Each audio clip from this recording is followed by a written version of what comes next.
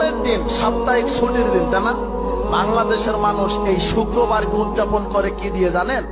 যাদের দাড়ি কাটা হয়নি তারা শুক্রবারে নিয়ত করে দাড়ি কাটবে।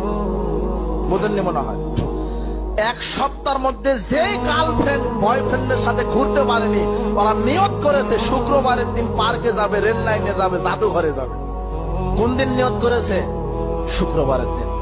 মানে শুক্রবার বাঙালি মুসলিম কিভাবে উদযাপন করছে দেখেন। এখন আপনি পার্কে যান, রেল লাইনে যান, জাদুঘরে যান, কপত কপতি জোড়া লেগে লেগে বসে আছে, ওরা শুক্রবারের দিন পালন করছে। এই যুবক শোনো, তুমি যেই গার্লফ্রেন্ডকে নিয়ে ঘুরছো ও গার্লফ্রেন্ড নয়, ওকে ইসলাম বলেছে হলো পতিতা। বলো তো কি? ও হলো পতিতা। দেখবেন কি সুন্দর হাত মোজা পা মোজা লাগিয়েছে, পা মোজা লাগে গার্লফ্রেন্ডের সাথে গেছে। আমার দাদি নানি বুড়া ওই আমলে মানুষ পর্দা করতো।